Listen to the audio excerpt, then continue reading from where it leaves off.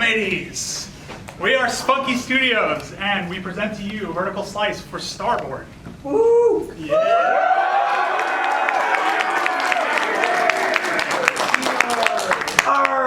Yeah. So, our story is widely based on Treasure Planet, and as such, our main character is like a spunky little kid who grew up in a pirate port, and he actually is a thief.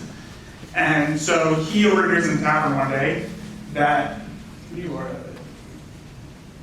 overhears in a tavern one day that a powerful pirate captain is in port with a lot of treasure. So he decides. Am I controlling your volume too? Yeah, you are. He decides he wants to steal the treasure. So when he goes on board of the ship, he finds a gauntlet. And this gauntlet actually has a personality attached to it. So the gauntlet once belonged to a dead pirate lord, and she uploaded her consciousness to it when she died. This will become the driving force of the game and lead us through all the enemies that he will face along the way who are accrued because he stole this valuable treasure from the pirate captain. So let's go over a few of our mechanics. We've got a rope dash mechanic, and that is on display here, where basically any anchor point that you can see with this specific rope dash ability will dash you to that point. We also have a rope swinging mechanic. And basically this is to give us that piratey feel as you're swinging from ship to ship or from the asteroid belts and stuff like that. We have a rope pull mechanic. A lot of our mechanics we really want to center around on the gauntlet itself because it's the most interesting piece we have, and it's also our driving force. So it's going to allow us to have a lot more interest in the gauntlet itself.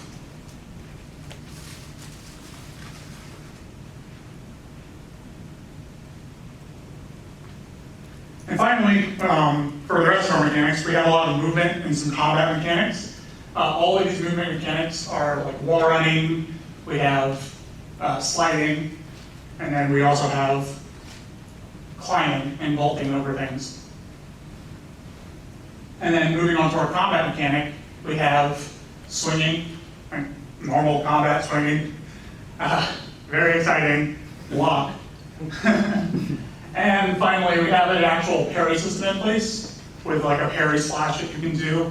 So skilled players will feel a lot more interested in this kind of gameplay where they can just ignore damage entirely and do a counterattack.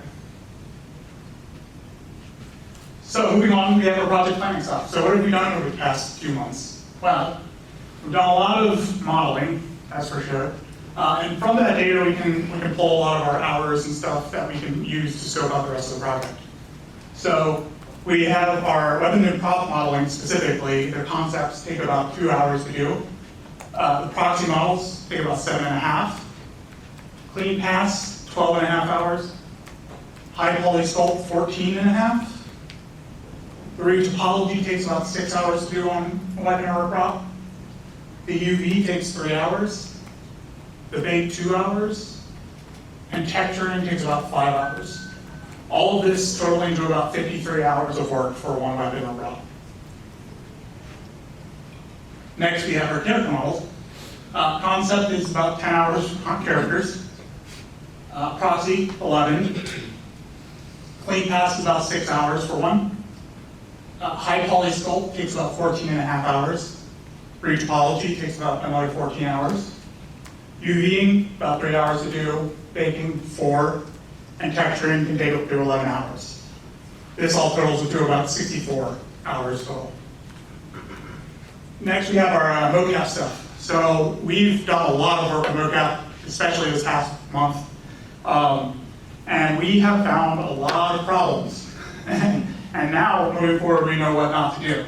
So, all in all, shot list takes about 2 hours to do once for a character. And we can have like 100, 250 animations, depending on what we want.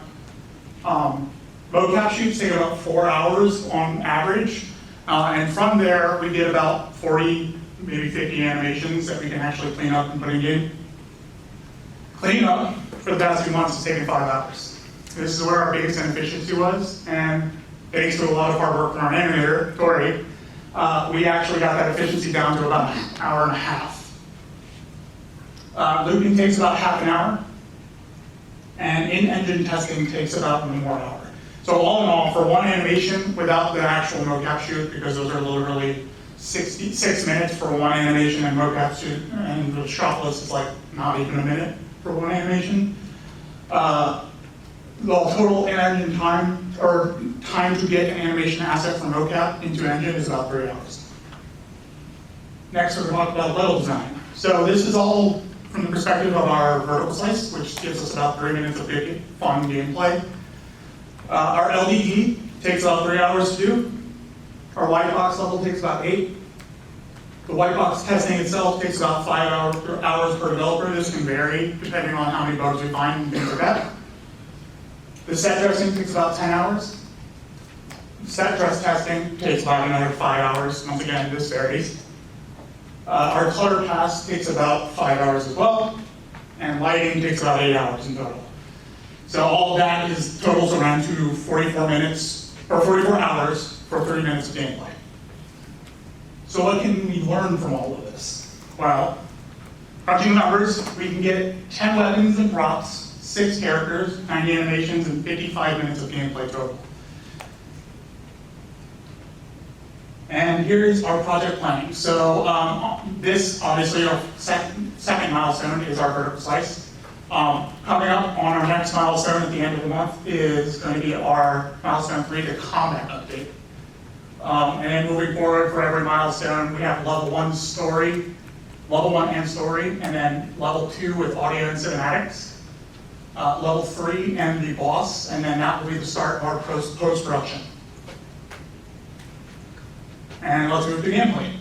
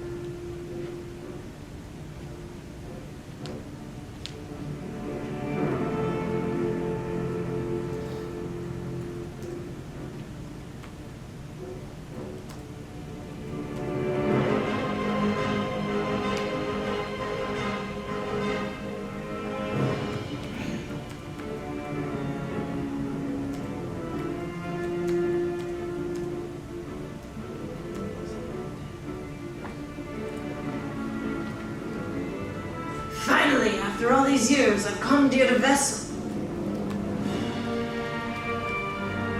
Hurry up, kid, we gotta get going.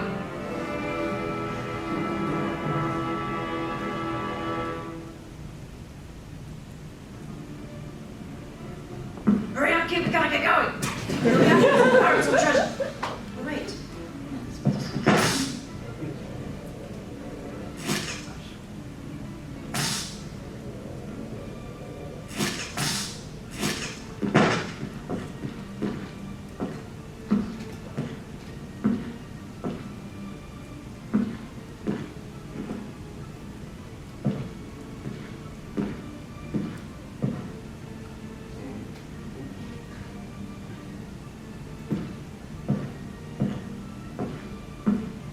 Over there! Use the D! We gotta get out of here!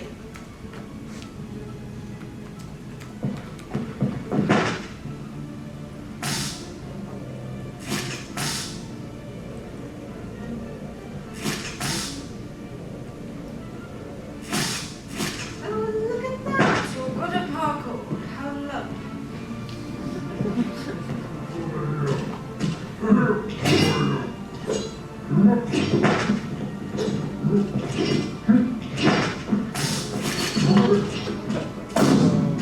Whoa.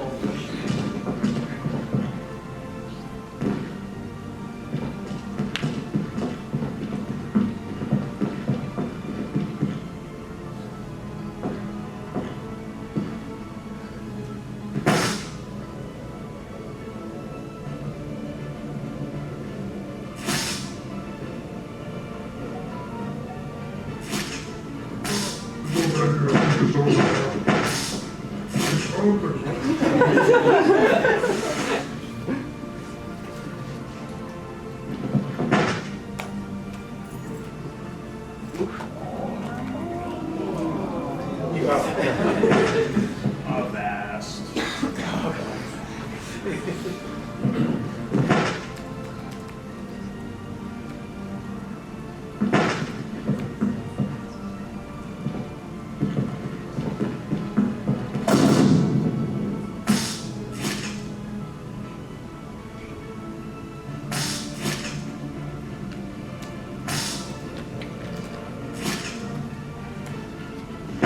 Looks like we'll have to find another way across.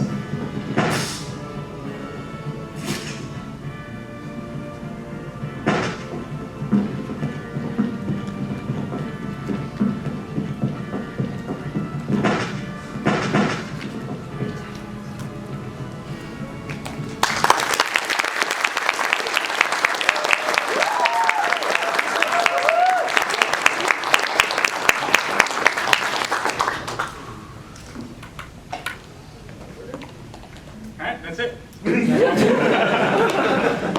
I can do it again. I can do it better. You won't die this time. We can keep playing it, so we don't mind doing it again.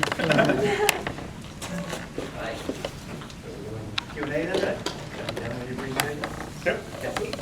All right, Nick, let's have you first. Okay, cool. Really good job on your theming. You guys scared me as I walked in, but Come around. no, I really enjoy it. I really like the logo. I know you guys suffered from a little technical glitches at the beginning, so hopefully we'll get that all figured out. But I like that this tune look that you're starting to develop. And I noticed that pretty early on in the presentation. I wasn't exactly sure how that was going to work until you showed this demo that you just showed. I do think it can be done. I think it's a difficult problem to kind of solve because you want to show the tune lines and want that to show up. I know you guys referencing Borderlands. Is that what you're looking So at? that for vertical slice we felt like the tune line gave it a little bit more of a pop, but we do still want to kind of stray back to our original art style, Okay. which was the Fortnite. With Okay, the because I was going to say, if you go that route, what I think is difficult about that is if you introduce realistic textures with this streamline thing, they start to compete with each other, so you're always going to be in this balance of like fighting between how much detail you add, how much you take away, kind of thing. So it's not that it's not doable. It's just it's kind of difficult. I don't know if people really think about that when they look at it. It's basically making a moving comic book. So that's just something to kind of take into consideration. I noticed the little animatic that you did at the very beginning. So here's my suggestion to you. If you are trying to show off the fact that you're a real-time engine, you can go ahead and do the handheld kind of movement kind of thing. And if not, use the sequencer because they've set up all those controls for smooth cameras and everything. You'd have to tell me if there was any kind of issue with the video playback and that's why there was stuttering going on, then maybe I'm wrong. But it did feel like it was a handheld kind of thing or whatever. So I fixed that. I don't know if you guys noticed on the bottom of your sky dome, it looked like there was a big shadow on the bottom of the sky dome. So make sure that doesn't receive shadows or something. That was pretty noticeable just because it was such a big shape or whatever.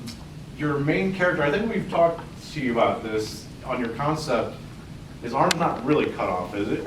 No, No. that is correct. Yes. Yes, It's just an so arm. again, we've talked about this, so I knew that, but still, like what you're presenting, if they didn't know that, I'm thinking somebody might think this person lost their arm in some kind of battle, and you know, so there's that. I'm still trying to figure out the enemy character, like this knee structure that's going on. So from the concept, the front-on view, it's the knee structure is very, very different. I don't know if I've ever seen the knee up that high before, but as you guys were showing stuff in game, I was like, okay, it kind of works or whatever. So I think it's possible, but maybe there's some kind of rebalancing of exactly where that knee structure sits and everything. So I think that's doable. I really like to see the rope dash and all the different motions that you guys were showing. I think that's really cool, getting a sense of how you're going to be able to traverse through the environment. So I think that's going to be pretty neat. Your time estimates for your character. In industry, I'd get like a whole month for a character or whatever. And you'd have to correct me if I'm wrong, but it felt like that was maybe a little bit fast for some of that, right? Yeah. So for an entire month for one character, for one artist, right? And we have 2 character artists. Okay. So our goal is not 6 characters. What we think is doable is 6 characters, but what we really have planned for right now is about 5. And I kind of have these conversations before too about if you got enemies, if you could do some kind of modular system to them. That way you're not always seeing the same enemy over and over, like it's just a cookie cutter thing, right? So you get a little bit of variation kind of going on there for that. Let's see, so your planning stage that you had on screen, that text, I'm not going to blame you guys. This is a 4K monitor. I fought against this. It was a little bit tough to read the text, so you might want to make the text like a little bit bigger on that screen. Yeah, so I know that's not really your fault, but just know like this is where you're presenting, and that projector is going to do that to you. You know, this is something that it's not a huge deal, but like as you're presenting, I would want to see your backdrop for your game back there versus like any of the Blizzard stuff. You can get this program through Microsoft called Fences, and I always use it, and you can basically double click on your background, it'll hide all your desktop stuff, so you'll get a clean showing for like whenever you're up here for that. I was wondering about this storyboard that you showed at the beginning, right? So there's a couple different ways you can go about this. If you're using the storyboard to drive like, hey, we're gonna do a 3D animated sequence before you start the game, that's totally cool, I can get it. It's just, you're a first person, right? And so that's going to be a whole lot of work just to make that character just for that cinematic. You can do it, it's fine. But I didn't know if you guys thought about the fact that you could potentially take that and turn that into like a moving comic book, almost a little bit like what you've got, but like really spruce it up. You could use 3D renders and everything else like that. So a combination of things, that's another way that you can get things done. With the tune thing too, I would like to see a little bit of atmosphere in the world. But then if you got the tune line thing, I already know that that's a post-process effect, and so that sits on top of it, so you're going to kind of fight against adding atmosphere. Maybe you can get it done, I don't know. And then my last thing is just asking you a question about asset packs versus what you guys are making custom art. Because right now you've got some asset packs in there, and then you're talking about art style. What is your current thinking about where you're taking it and what you're going to do to match style? Yeah, so, well, okay, to match style, we're planning on retexturing any asset packs that feel that they don't meet our style standards. But for like the reuse of asset packs, we're fully planning on using a lot of asset packs to fill in those gaps, because this is a portfolio piece. This has always been like a portfolio project. I want everybody on this team to be able to say, I made this portfolio piece, and have enough of them to start getting jobs after this. So that is my primary focus, is making sure that we have one model at the very least look amazing for their portfolio, and then we move on to the next one. That is my first and final priority. All right, Chris. All right, overall, fun presentation. I really enjoy where this is going. Very cool. I dig the overall lighting that you've got going here. It's a interesting and very doable day for night. I thought that the whole thing is definitely the rendering style with the, you know, with the whole rendering style with the lines, the blurring, like a la Borderlands. I don't know. For me, it actually worked. I kind of thought it does, and the more or less diffused lighting that you had for your environments did a good job showing off everything. and it was easy for me to kind of enjoy the world that you created, which is, to me at least, inviting. I kind of liked it, and there's just a minimal amount of shadows in there for me being totally flat. So I go ahead and keep going with this direction, keep it brightly lit, you know, and just giving it the overall appearance of being dark. It's really kind of a pseudo day for night. It's actually, I thought it was pretty well done. Good job with the time estimates. About 3 hours per clip for the mocap. You know, that sounds about right, and about 44 hours per level 9. It's very good, and your overall estimations seem a little bit ambitious, but you know, it absolutely seems reasonable that if you folks keep your head to the grindstone, you can actually get a job. You know, good job for coming up with that velocity.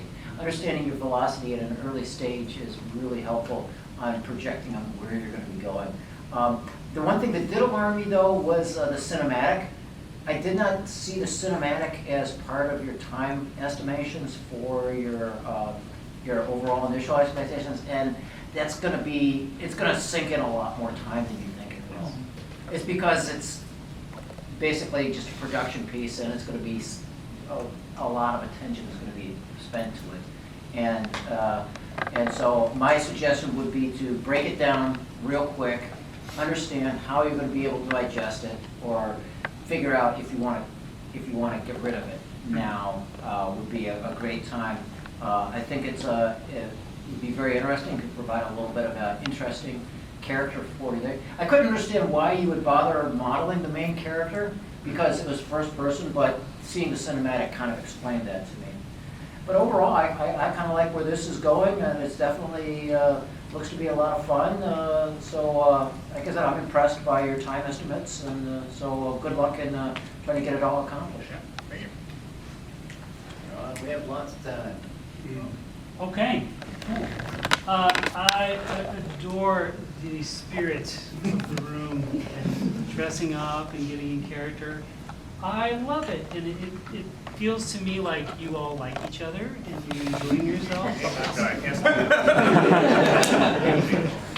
And that's so invaluable, right? People that like each other like working together, and they make things that other people like. So I'm very excited about that. And I'm a big Treasure Planet fan. I feel it was underrated Yes. and underappreciated. Yes. So brave!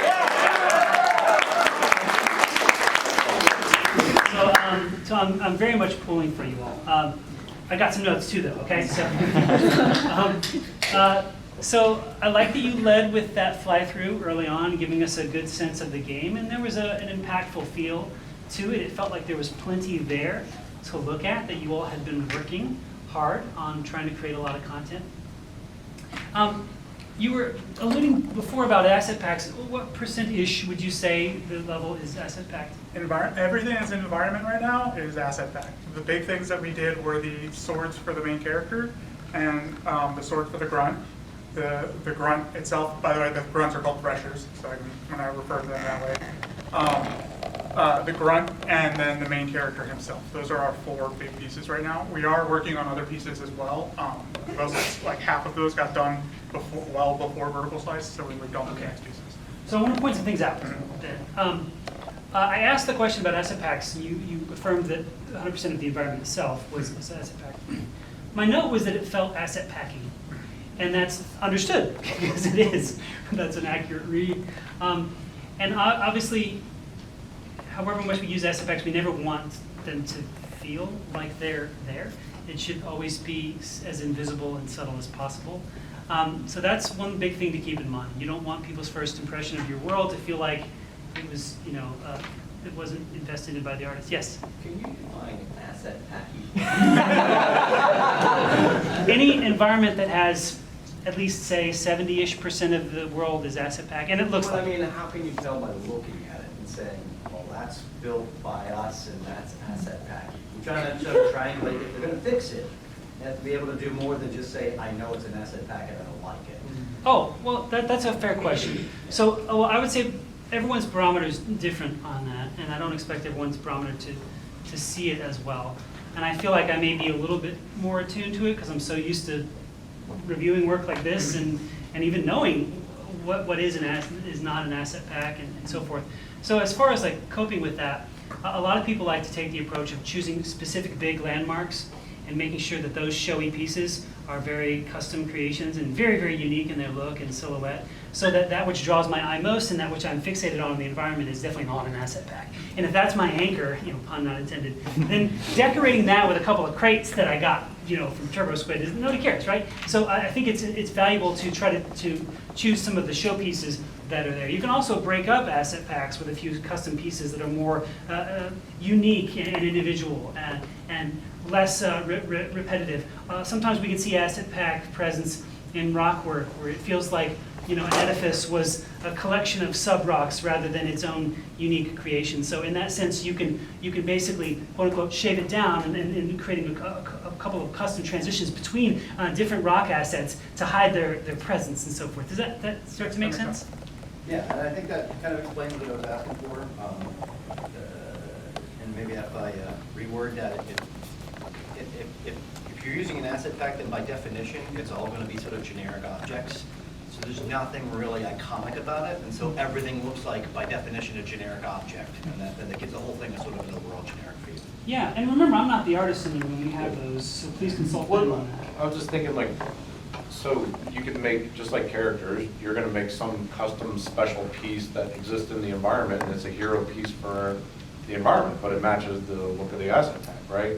So everything starts to blend together, but you go by this area and you're like, that feels special. Yeah. I can tell there's some kind of effort to that, and it matters for our story, And I think as long as you do that, then you can blend the asset pack together with whatever you're making. Yeah, so that, and then noting what you mentioned that you were focusing on, you said you spent a lot of time on the character, which I appreciate. Then you went first person. So like all that work isn't on screen and will rarely be on screen. I'm not even sure if you're tabbing off to third or from first or not. So having an artist invest a ton of time into that when we never see it is obviously going to be less satisfying for them. And you said make a portfolio piece. That artist's work isn't going to be in the game then, right? So that wouldn't satisfy the goal of that being a portfolio piece for that particular artist. And then you mentioned the swords. Well, I imagine a lot of people are going to kind of ignore the sword. It doesn't tend to be something that I'm captivated by. It's something that is kind of, it's perfunctory for pirates. I expect to see it. I'm probably not going to focus on it. I love the fact that you lightsabered it. I think that's really, really cool. So that will draw more attention to it. But beyond that moment of like, lightsaber, it's like, okay, that's cool. All right, now I spend the next 10 minutes not looking at the sword.